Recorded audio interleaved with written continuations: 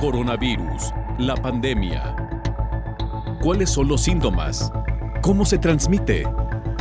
¿Qué puedo hacer para protegerme y prevenir la propagación de la enfermedad? Nuevo padecimiento que ha encendido las alarmas de los sistemas de salud. Coronavirus, la pandemia. Qué gusto saludarle en un programa más de Coronavirus, la pandemia. Gracias por sintonizarnos a través de la señal de todos, Canal 44. Y también gracias por seguirnos en las señales de las televisoras públicas de México y América Latina. Como siempre, es un gusto compartir con ustedes, con nuestra audiencia en varios países de la región. Le recordamos las formas de hacer contacto, @Canal 44 TV en Twitter y Facebook. Nos puede mandar mensajes también a través de WhatsApp al 33 22 42 06 90.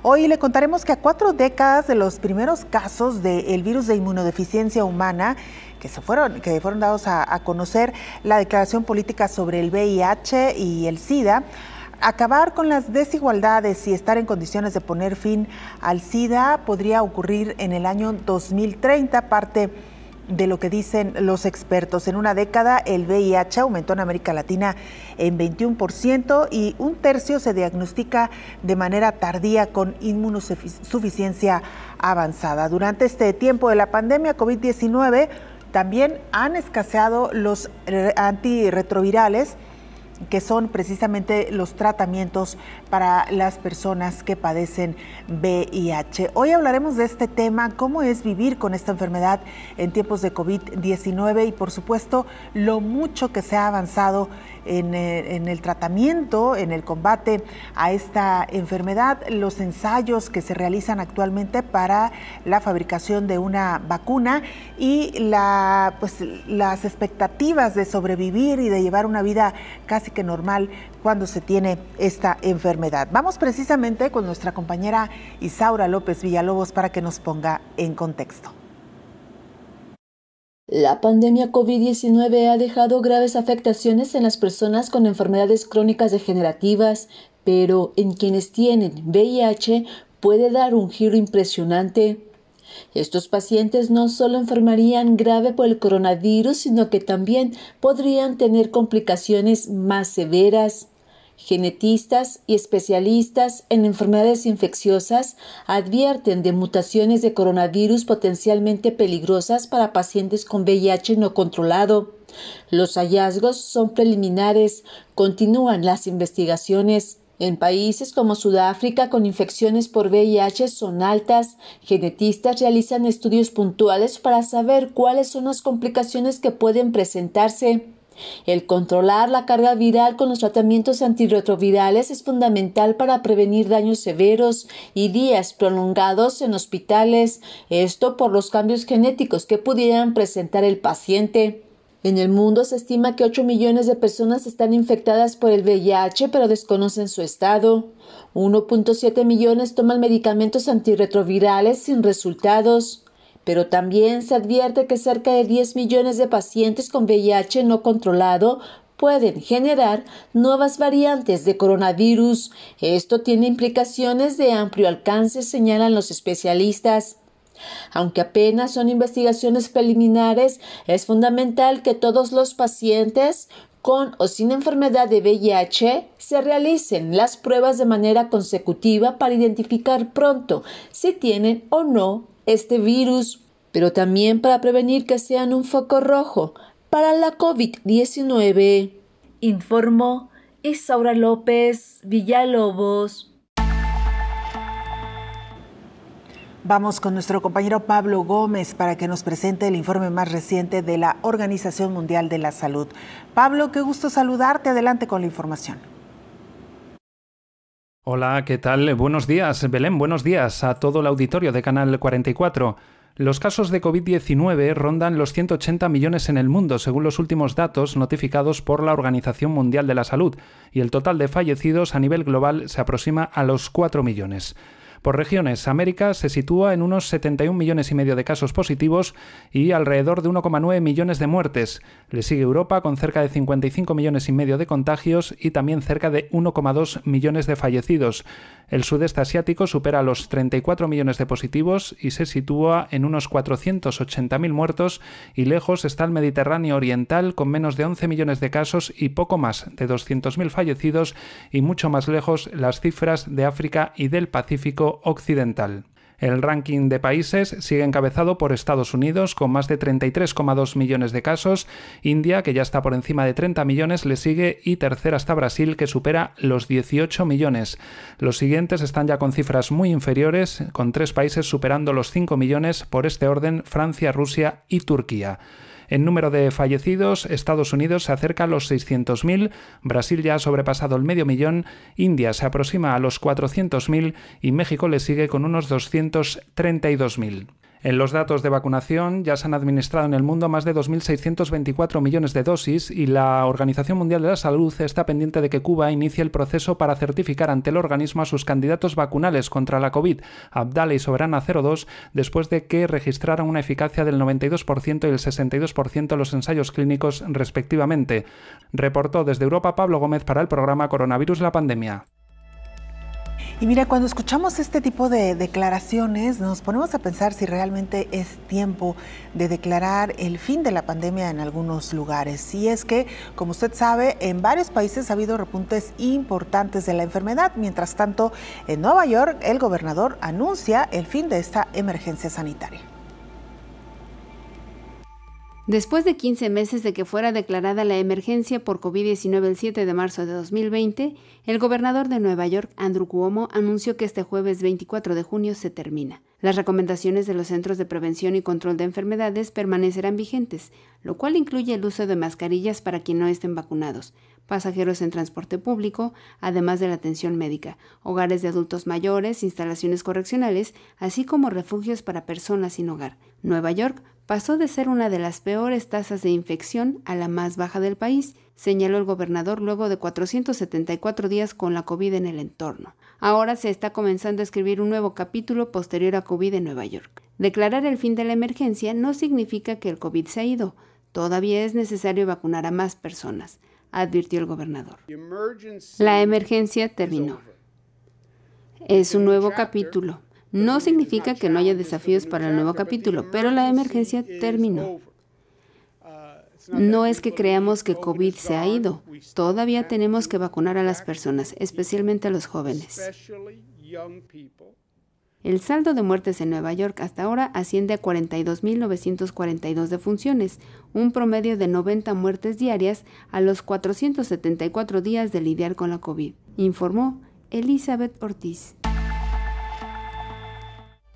La variante Delta del coronavirus, esta que por cierto hablábamos ayer, se ha constatado que es hasta 60% más contagiosa. La variante Delta del coronavirus es 60% más contagiosa que su predecesora, la Alfa. Eso es lo que afirma un estudio publicado el viernes en Reino Unido. El ministro de Sanidad británico Matt Hancock había estimado recientemente este porcentaje en 40%. Pero según este informe de la Salud Pública de Inglaterra, se detectaron en Reino Unido más de 42.000 casos, casi 30.000 más que una semana antes, de esta nueva cepa que ya representa más del 90% de los nuevos contagios. La variante Delta fue identificada por primera vez en abril en India y ahora es dominante en el Reino Unido, superando a la variante Alfa, descubierta en diciembre en el sureste de Inglaterra, y causante de una disparada de casos que llevó a casi 4 meses de confinamiento. Sin embargo, el estudio considera alentador que este nuevo aumento de casos no vaya acompañado de un incremento similar en las hospitalizaciones y lo atribuye al avance del programa de vacunación. El Reino Unido, país europeo más golpeado por la pandemia con casi 128.000 muertes, ha desplegado una campaña de vacunación masiva. En 6 meses administró una de las 2 dosis necesarias a más del 77% de los adultos. Bueno, pues así de preocupante esta nueva variante. Mientras tanto, le contamos que en Alemania preocupa el rápido aumento de casos debido precisamente a la variante Delta. Las autoridades alemanas alertan de la rápida expansión de la variante Delta y pidieron la máxima prudencia a los ciudadanos, especialmente en lo que respecta a los viajes a Reino Unido, y recordaron que solo la pauta completa de la vacunación da la máxima protección. Según el Instituto Robert Koch de Virología, la variante Delta ataca especialmente a los grupos de población no vacunados o sin la pauta completa, es decir, a los más jóvenes. La variante Delta tiene actualmente una tasa de propagación del 6%. Se puede ver en el informe de ayer, pero la tasa está aumentando.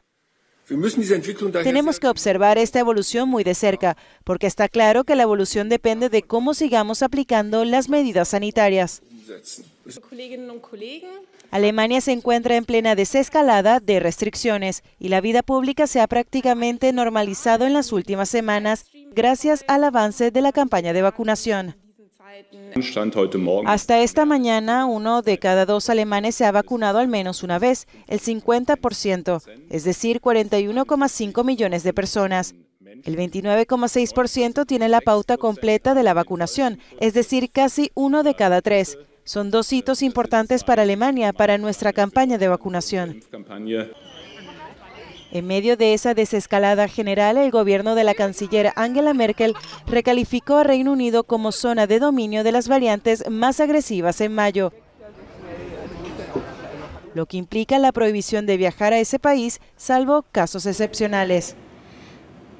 Y mire, en Israel también han impuesto de nueva cuenta algunas restricciones ante el repunte en el número de casos de COVID, precisamente ante la presencia de esta variante, la variante Delta. Aparentemente, y de acuerdo con algunas crónicas de medios internacionales, esta población se confió luego de ser uno de los países con el mayor índice de vacunación y relajaron algunas medidas, entre ellas el uso del cubrebocas.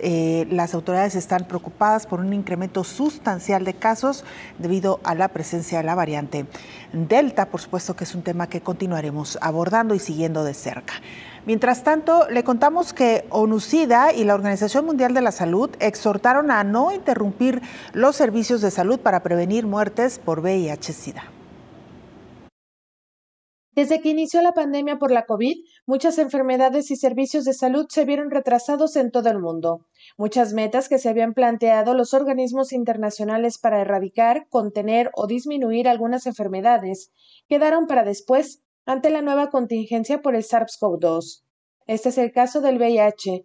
ONU-SIDA y la Organización Mundial de la Salud hicieron una proyección y estimaron que al mantenerse los servicios de atención del VIH durante la pandemia de COVID-19, evitaría entre 19 y 146 muertes relacionadas con el SIDA por cada 10.000 personas, mientras que las muertes adicionales relacionadas con la COVID-19 por exposición relacionada con los servicios del VIH serían de 0.002 a 0.15 por cada 10.000 personas, por lo que según este modelo de estimación, evidencia que los beneficios de seguir prestando servicios relacionados con el VIH durante la pandemia de COVID-19 superan por mucho el riesgo de muertes adicionales relacionadas con COVID.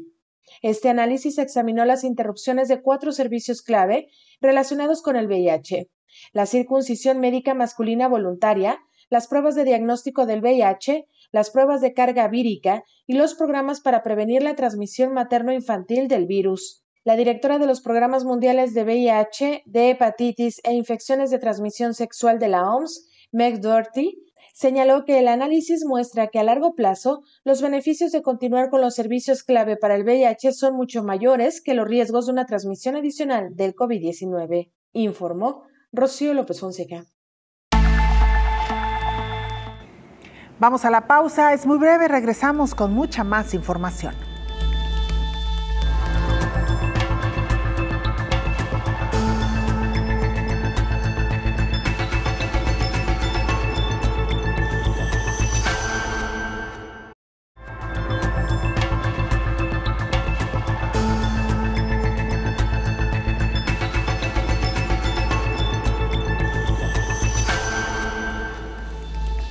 Este año 2021 se cumplen 40 años desde que se conocieron los primeros casos de VIH-Sida en el mundo. Hoy hemos querido dedicar precisamente parte de nuestro programa a hablar de esta enfermedad. A 4 décadas de que se reportaran los primeros casos, fue dada a conocer la nueva declaración política sobre el VIH y el SIDA, acabar con las desigualdades y estar en condiciones de ponerle fin para el 2030. Si bien el SIDA es una epidemia mundial, con 38 millones de personas que viven con el VIH en todo el mundo, las epidemias nacionales y regionales tienen características y factores distintos, y que en distintos contextos epidemiológicos se requieren respuestas e intervenciones diferenciadas para responder a ellas, se lee en el documento de esta declaración. Los progresos alcanzados desde la declaración en 2001 significan una reducción del 54% de las muertes relacionadas con el SIDA y la reducción del 37% de las infecciones por el VIH en todo el mundo. Eso incluye una reducción del 68% de la transmisión materno-infantil del VIH. Sin embargo, la preocupación recae en los avances generales que se han ralentizado peligrosamente desde el 2016. A pesar de los progresos, los logros son insuficientes, ya que se registraron 1.7 millones de nuevas infecciones en 2019 frente a la meta global para 2020 de menos de 500,000 infecciones. Los nuevos casos aumentaron en al menos 33 países en los últimos 5 años, informó Elizabeth Ortiz. Especialistas de referencia en enfermedades infecciosas como SIDA, ébola y COVID, entre ellos el doctor José Ramón Arribas, pide cautela y máxima vigilancia ante la nueva variante Delta del virus SARS-CoV-2. El coordinador de la unidad de aislamiento de alto nivel del Hospital Universitario La Paz en Madrid califica a esta variante Delta como la de mayor preocupación, especialmente en este momento entre los jóvenes, porque son los que más se están infectando. El también presidente de GESIDA, Grupo de Estudio del SIDA de la SEIM, destaca la rapidez en el desarrollo de vacunas anti-COVID. Para la del SIDA existe una extremada dificultad científica debido a las características que presenta el virus del VIH. Por eso, y aunque han pasado 40 años del primer caso de SIDA registrado en España, se muestra pesimista.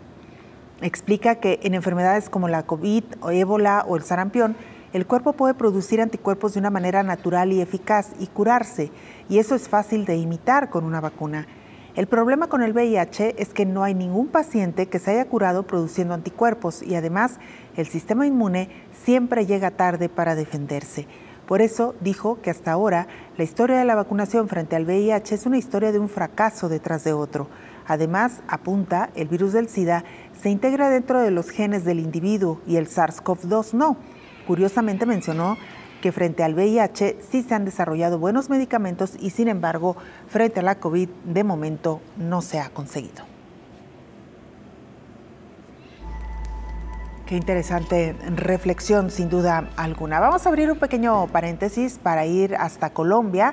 Nuestro compañero Richard Quiñones de Oriente Noticias Bucaramanga nos presenta el siguiente informe. Hola, ¿qué tal? Un saludo especial para ustedes en México. De acuerdo con el reporte del Ministerio de Salud en Colombia, se reportaron 32.997 nuevos casos de COVID-19 en tan solo las últimas horas. Esto luego de que se procesaron alrededor de 119.583 pruebas, es decir, 65.820 de PCR y 53.763 de antígenos. En el país a la fecha se han procesado 19.287.638 pruebas. Así las cosas, Colombia llega a 4.060.013 casos de coronavirus confirmados desde que empezó la pandemia en marzo del año 2020. Por otro lado, el reporte da cuenta de 689 fallecidos más por el virus, de los cuales 628 corresponden a días anteriores. Con esta actualización de las cifras de fallecidos en Colombia, asciende a 102.636 las personas que no le han logrado ganar la batalla al COVID-19. En las últimas 24 horas, además, se reportaron 28.428 pacientes recuperados. Así ya son 3.769.887 los pacientes que a la fecha han superado el COVID-19 en este territorio. En total son 175.412 los casos que se mantienen activos en este país. El panorama hoy también es alarmante en los departamentos de Antioquia y Valle del Cauca, en donde en las últimas horas se reportaron 3.952 casos y 3.009 nuevos casos correspondientes a estas regiones. En cuanto al avance del Plan Nacional de Vacunación, de las autoridades sanitarias informan que con corte a las últimas horas se establece que en el país se han aplicado 16.038.817 dosis de vacunas de COVID-19, cifra que incluye la primera y la segunda dosis. Según estas estadísticas que quiero mostrarles, estamos a 175 días de llegar al 70% del proceso de inmunización de rebaño en este territorio. Es la información que manejamos hasta el momento. Continúen ustedes en estudio. Las personas que viven con VIH-Sida, pero que mantienen bajo control su enfermedad, tienen menos riesgo de enfermar de manera grave de COVID-19. En el surgimiento de la pandemia por la COVID, las personas con diversas enfermedades crónicas como el VIH se preguntaban si eran más susceptibles de enfermar y morir por la COVID. Sin embargo, según los Centros de Control de Enfermedades de Estados Unidos, se explica que las personas con VIH que están bajo un tratamiento eficaz para el VIH tienen el mismo riesgo de infectarse por COVID-19 que quienes no viven con VIH. Sin embargo, el riesgo de que las personas con VIH se enfermen gravemente es mayor si las personas cuentan con un bajo recuento de células CD4 o si las personas no están bajo un tratamiento eficaz para el VIH como la terapia antirretroviral o TAR. Otra de las preguntas que responden los CDC en su página web es si son seguras las vacunas anti-COVID para las personas que viven con el virus de inmunodeficiencia humana, a lo que responde que el sistema de seguridad de las vacunas de Estados Unidos garantiza que todas las vacunas son lo más seguras posible. Las vacunas contra la COVID han sido sometidas a las mismas pruebas de seguridad y cumplen los mismos estándares que otras vacunas. Se incluyeron personas con el VIH en los ensayos clínicos, aunque todavía no hay información de seguridad específica acerca de este grupo. Los CDC reiteran que las personas con VIH forman parte del grupo de personas con comorbilidades y tienen también la opción de vacunarse, y la recomendación es la misma que a la población en general. Se pueden vacunar personas con VIH si no se ha tenido una reacción alérgica grave o inmediata a alguno de los ingredientes de la vacuna. Si tiene un sistema inmunitario debilitado, además debe saber que existe la posibilidad de que la respuesta inmunitaria a la vacuna sea más baja. Si decide vacunarse, siga tomando las medidas preventivas cotidianas para protegerse contra la COVID-19. El uso correcto de cubrebocas, lavado continuo de manos, no estar en lugares cerrados por mucho tiempo ni en medio de la aglomeración con muchas personas, informó Rocío López Fonseca. Saludamos en esta mesa de trabajo al infectólogo Héctor Raúl Pérez Gómez. Doctor, bienvenido. Qué gusto saludarte, Belén. Buen día. Igualmente, doctor, gracias. Gracias por acompañarnos. Hoy abordando dos enfermedades, doctor, que sin duda han puesto de cabeza al mundo, cada una en su momento, cada una en su contexto también. Hoy recordamos al VIH-Sida, 40 años de la aparición de los primeros casos.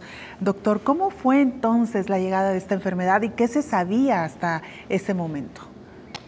Fíjate que qué bueno que estamos tocando el tema, porque da la impresión de que viviendo en medio de esta pandemia de COVID-19 se perdió un poco de vista esa fecha de los 40 años de haber surgido en el mundo occidental el VIH. El 5 de junio de 1981 aparece una publicación en la revista Morbidity and Mortality Weekly Report, que es, digamos, la revista oficial de los Centros para Control de Enfermedades de Atlanta, la publicación de 5 casos de una neumonía rara causada por un microorganismo llamado Pneumocystis carini. Ahora se llama diferente, se llama Pneumocystis jirovecii, pero llamó la atención que se trataba de 5 pacientes varones, homosexuales, jóvenes, que no tenían ninguna otra causa de inmunosupresión. Y eso llamó mucho la atención y empezó una búsqueda exhaustiva de por qué pudieron haber desarrollado una neumonía por un microorganismo extraño para las personas inmunocompetentes. Pasan aproximadamente 30 días y el 5 de julio, un mes después, de el mismo año 1981, de nueva cuenta en la revista MMWR, Morbidity and Mortality Weekly Report, aparece ahora una publicación reportando 26 casos de neumonía por Pneumocystis carini, de nuevo, pero también de una neoplasia llamada sarcoma de Kaposi, una malignidad que afecta predominantemente la piel, no exclusivamente, pero que además llamó la atención que los 26 pacientes de nueva cuenta eran varones homosexuales jóvenes, y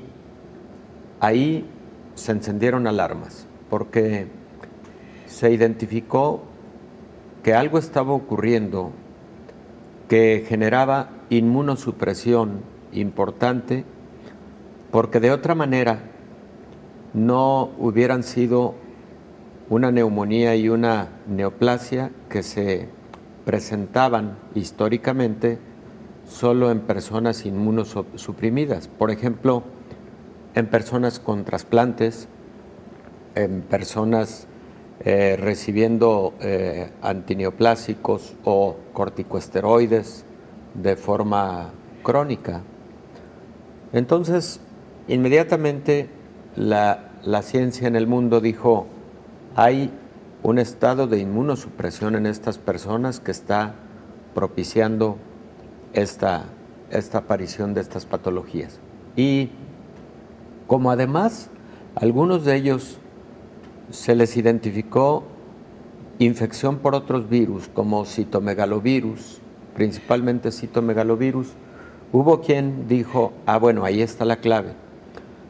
Son personas con infección crónica por citomegalovirus que les generó inmunosupresión, y de ahí la aparición del sarcoma de Kaposi y de la neumonía por Pneumocystis carini. Sin embargo, los estudios siguieron. No todo el mundo estaba convencido de que fuera citomegalovirus, un virus conocido por décadas. A lo largo de los siguientes 2 años, 2 grupos de investigadores en el mundo,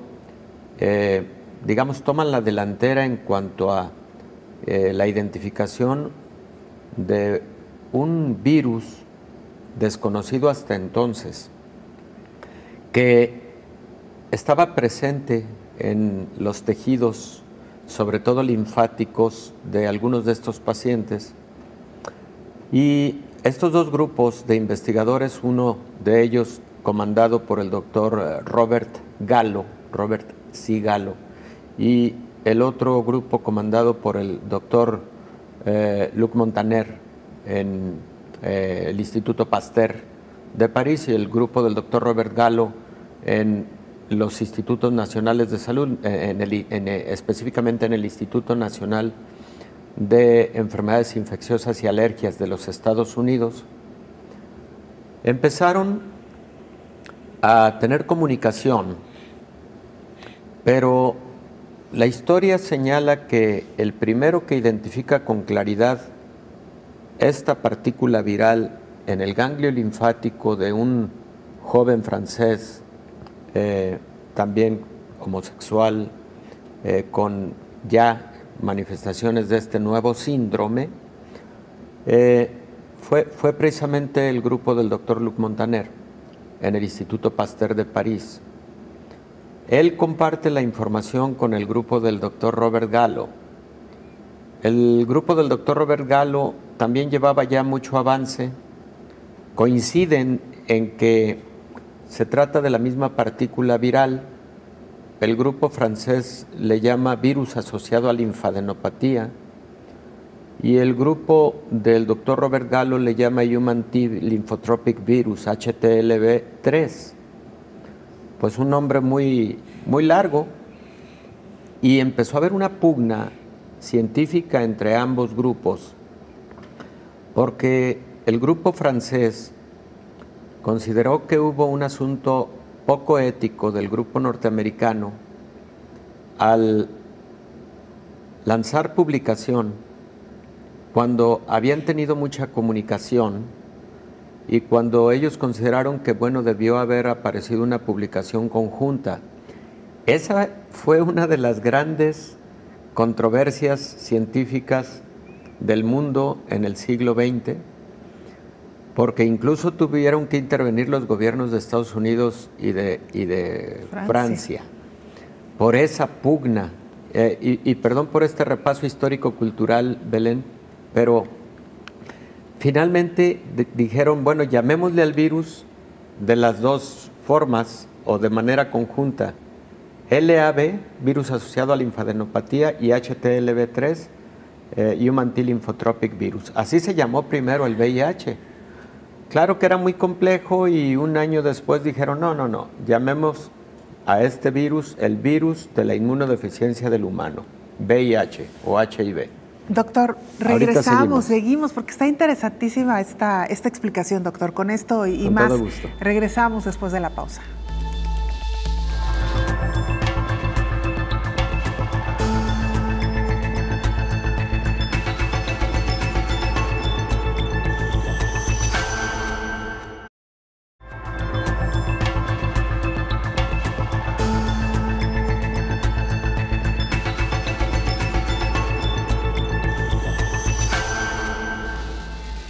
Estamos de regreso en este programa especial de coronavirus, la pandemia, hoy dedicando parte de este programa a repasar una enfermedad que también puso de cabeza a la humanidad en su tiempo. Hace 40 años se conocieron los primeros casos de esta enfermedad conocida como VIH-Sida, y ya nos explicaba el infectólogo Héctor Raúl Pérez Gómez parte del origen de esta enfermedad. Por supuesto que seguiremos hablando más de ella. Por lo pronto, hay que decirlo, a pesar de que se cuenta con medicamentos que han resultado ser muy efectivos, aún así los casos continúan en aumento, al menos en América Latina.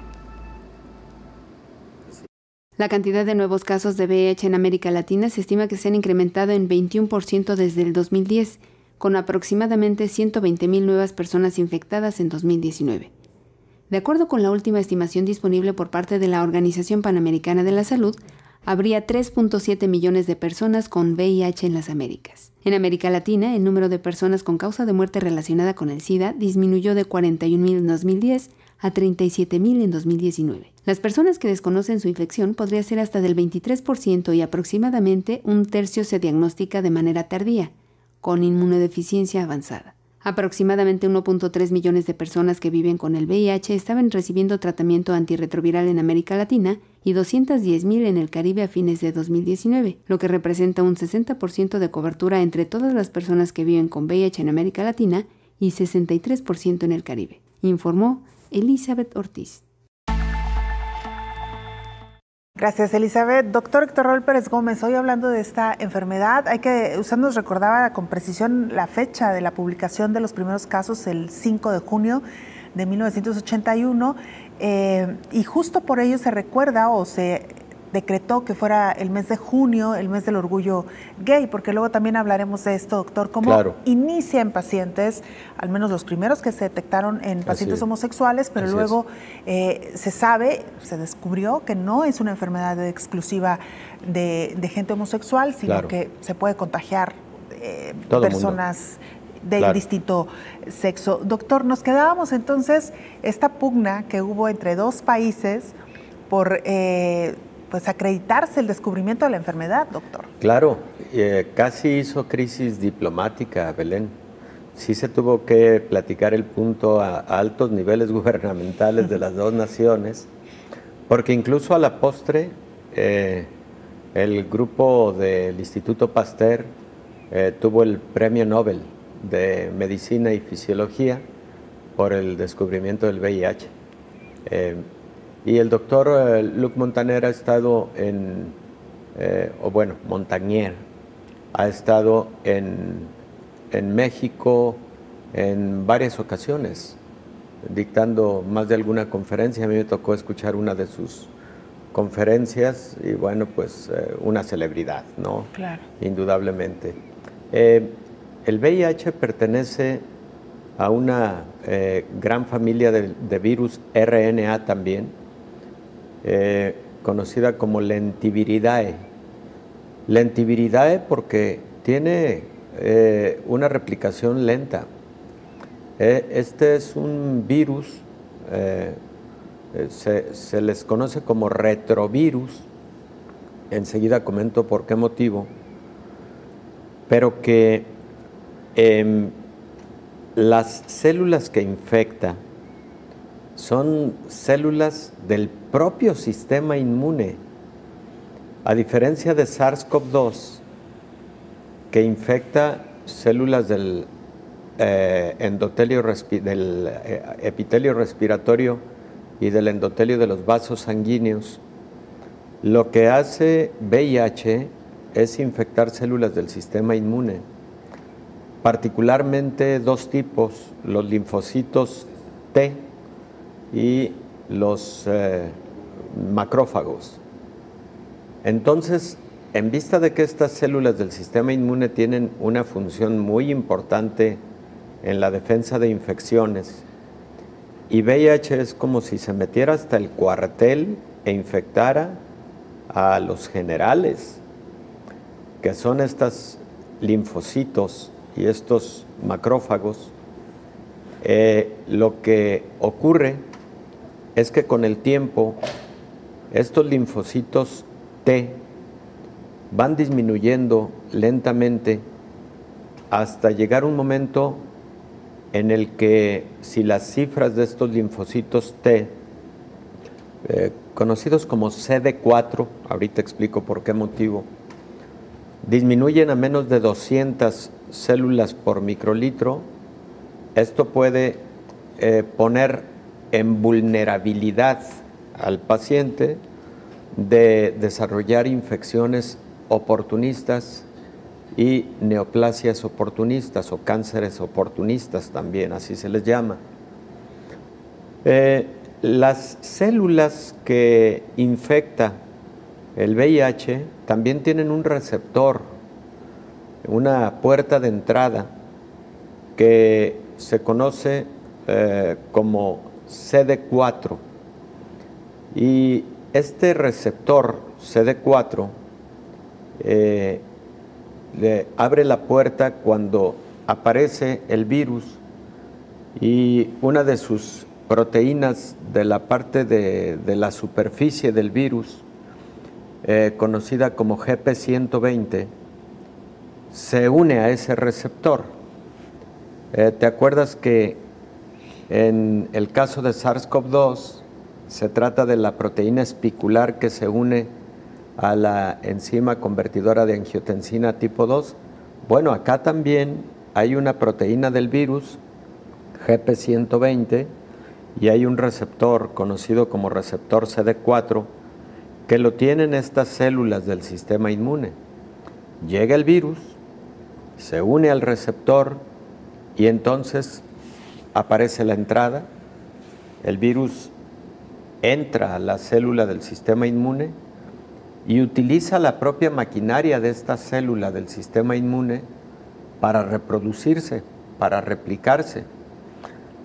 En la primera fase de la multiplicación de este virus del VIH participa una enzima conocida como transcriptasa reversa o transcriptasa inversa, que convierte el RNA viral en DNA viral para integrarlo al propio DNA de la célula humana.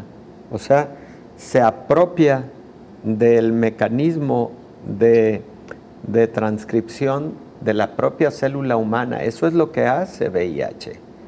Y después ya sigue utilizando la maquinaria de la célula humana para producir nuevos viriones, nuevas partículas virales. Se estima que por cada partícula viral que entra a una célula humana se generan 10 nuevas partículas virales.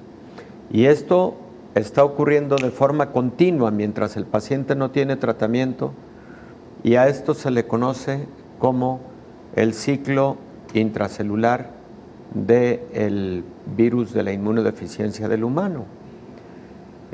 Luego este virus tiende a anidarse en ciertos tejidos y órganos corporales conocidos como santuarios virales, como si se escondiera ahí, se quedara en una forma latente, se quedara en una forma de poca replicación, y estos santuarios virales son los que han generado de alguna manera que esta enfermedad todavía no sea curable, porque los medicamentos son muy buenos, indudablemente los medicamentos actuales contra VIH son excelentes medicamentos.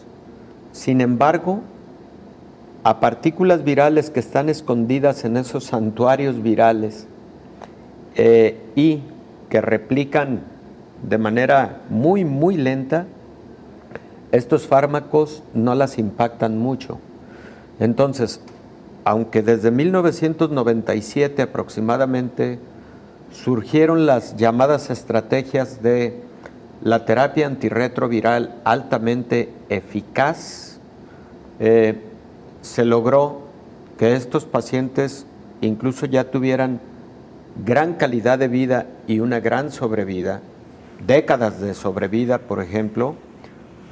Todavía no se puede hablar de que sean medicamentos curables, porque, Belén, los santuarios en donde pueden permanecer estas partículas latentes o medio dormidas es lo que no ha permitido su eliminación total y por lo tanto la curación total del VIH. Hubo por ahí 2 o 3 casos reportados en el mundo de probablemente curación, pero fue utilizando o fue incidental en pacientes que tuvieron un trasplante de la médula ósea. Se piensa que en la médula ósea estaba uno de los santuarios virales. Al hacer el trasplante desapareció ese santuario viral y juntamente con el tratamiento pareciera haberse curado un paciente al que se le conoció como el paciente Berlín. Fue muy famoso. Pues con esto y mucho más regresaremos, doctor. Claro, después de la pausa, usted no se vaya.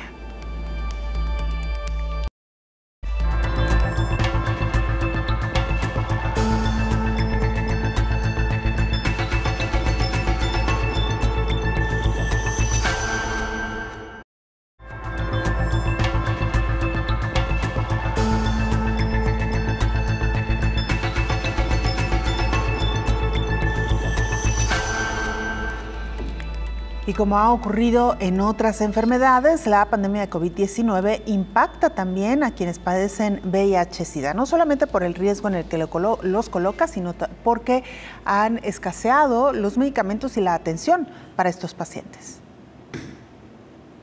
Además de que varios pacientes de diversas enfermedades sufrieron por la postergación de sus controles de sus padecimientos debido a la COVID, también han sufrido la falta de medicamentos, como sucedió con algunos retrovirales para atender el VIH. Así sucedió en México, Argentina y en varios países de América Latina, debido a que algunas naciones comenzaron a probar antirretrovirales para tratar la COVID, lo que comenzó a escasear estos fármacos. Pero eso no es todo. Los servicios de seguimiento se han retrasado tanto que ahora que comienzan a abrir otra vez, la espera es de hasta 6 meses, como le sucedió a una persona VIH positivo en la ciudad de Guadalajara. Pero sí, la cita ya me sorprendió, o sea, ya me dijeron que dentro de 6 meses yo vuelvo a entrar a tratamiento retroviral. Pero no sabemos el sistema del seguro o el sistema de donde estén tomando sus tratamientos retrovirales, cómo esté afectado por la pandemia. Y realmente es por la pandemia. A mí me dijeron en trabajo social, lo que pasa es que se fueron extendiendo las citas porque solamente los dábamos los sábados, pues entonces imagínate todo el récord que ya tenían para irlas recorriendo, tanto a nivel de que llegan a tener citas dentro de 6 meses. Creo que ahí es donde está la afectación en cuestión pandemia. Por evitar este contagio del COVID-19, pues se fue extendiendo las primeras citas. También las pruebas rápidas se suspendieron en el momento más álgido de la pandemia, y aunque en países como México los casos de COVID han permanecido a la baja, estos no se han regularizado de una manera sostenida, denuncian asociaciones civiles como el Mesón de la Misericordia, que apoya a mujeres embarazadas que son VIH positivas, o como sucede también en Argentina, la Fundación Grupo Efecto Positivo informó a medios locales que durante la primera ola hubo suspensión en los servicios para hacer pruebas rápidas y registraron problemas con el acceso a medicamentos. Esta asociación civil monitoreó la provisión de 38 fármacos antirretrovirales para VIH y 2 esquemas de antivirales de acción directa para terapias de hepatitis C, y se detectó que 13 medicamentos estuvieron en situación deficitaria o de riesgo desde el año pasado, informó Rocío López Fonseca. Doctor Héctor Raúl Pérez Gómez, infectólogo, el tiempo quizá no nos dé porque hay muchas preguntas, muchas inquietudes respecto a esta enfermedad de VIH-Sida. Una que nos preguntan con mucha insistencia, doctor, ¿por qué hasta ahora no se ha podido encontrar una vacuna eficaz? Y vaya que se han hecho varios estudios, doctor. Claro, se han hecho muchos estudios. En la actualidad hay varios estudios para el desarrollo de una vacuna contra VIH. Uno de los principales problemas ha sido la gran variabilidad genómica que tiene el VIH. Es un virus que escapa mucho al sistema inmune. El segundo punto es que la respuesta inmune con anticuerpos sirve de muy poco, casi nada, para la prevención del VIH, por lo que comentábamos un poco antes, porque el VIH infecta precisamente a las células del sistema inmune. Se han desarrollado excelentes fármacos, por ejemplo, para inhibir cada paso del ciclo replicativo de este virus. Por ejemplo, en la unión de la que hablábamos con su receptor, ahí existen fármacos inhibidores de la fusión, así se llaman, inhibidores de unión o de fusión. Y luego, una vez que el virus entra, dijimos que actuaba una enzima llamada transcriptasa reversa. Bueno, pues los primeros fármacos que surgieron contra el VIH eran inhibidores de esa enzima llamada transcriptasa reversa, de dos tipos, nucleósidos y no nucleósidos. Y luego, una vez que el virus, o una vez que el RNA del virus se convierte en DNA gracias a la transcriptasa reversa, el siguiente paso es la integración de ese DNA al núcleo de la célula. Bueno, ahí participan medicamentos llamados inhibidores de integrasa. Y luego, una vez que ha ocurrido la traducción de este DNA para producir nuevas proteínas, se produce primero una gran poliproteína de la que será la nueva partícula viral, y ahí actúan una serie de medicamentos, una enzima llamada polimerasa, y existen medicamentos inhibidores de estas polimerasas. Y para que se fragmente esta poliproteína en ya las pequeñas proteínas que van a integrar al nuevo virión, entonces participan otras enzimas en donde hay medicamentos que las inhiben. Y por cierto, algunos de estos medicamentos que actúan a ese nivel también fueron probados en el SARS-CoV-2 o en el COVID-19, por ejemplo, lopinavir, porque también en el SARS-CoV-2 existe ese paso de fragmentación de la gran proteína que va a generar las nuevas partículas virales. Entonces, todos estos momentos de la replicación viral han tenido el desarrollo de fármacos para ir inhibiendo cada paso. Y lo que ahora se hace en VIH es la combinación de medicamentos, habitualmente 3, pero frecuentemente pueden ser más, dependiendo de muchos factores, que actúan en diferentes sitios y de diferente manera. Estos medicamentos, por ejemplo, un inhibidor de proteasas como el caso de lopinavir, ritonavir, junto con 2 inhibidores de transcriptasa reversa, uno nucleósido y otro no nucleósido, es una combinación relativamente frecuente, pero también un inhibidor de integrasa con un inhibidor de proteasa y con un inhibidor de la transcriptasa reversa, es decir, al mismo tiempo utilizar medicamentos que actúen en diferentes sitios para lograr mayor control. Eso es lo que en la actualidad son las estrategias terapéuticas del VIH, conocidas como terapia antirretroviral altamente eficaz, que surge a finales de los 90s y que es lo que ha permitido en la actualidad que las personas con VIH tengan ya prácticamente una sobrevida similar a la que tendría una persona de su edad y de sus características, y además una gran calidad de vida. Y Belén, aquí hay algo muy importante que comentar. En los últimos años, ojo con esto, lo que era una disminución de la epidemia de VIH-Sida se vio lentificada de unos 3 o 4 años para acá, y la Organización Mundial de la Salud alertó al mundo diciendo, oigan, cuidado, porque íbamos muy bien y pareciera que estamos en una meseta. ¿Qué está pasando? Probablemente exceso de confianza, etcétera, y lanzó una iniciativa conocida como 90-90-90. La resumo en 10 segundos. Que 90% de las personas que están infectadas con VIH lo sepan, por lo menos. Que el 90% de los que saben que están infectados con VIH tengan, por lo menos 90%, tengan tratamiento antirretroviral altamente eficaz. Y que el 90% de los que tienen tratamiento antirretroviral altamente eficaz tengan no solo disminución, eliminación de la carga viral, indetección de la carga viral. Esa estrategia es la que actualmente prevalece para seguir teniendo control sobre esa gran epidemia mundial que tiene 40 años, que es la epidemia del VIH-Sida. Doctor, muchísimas gracias.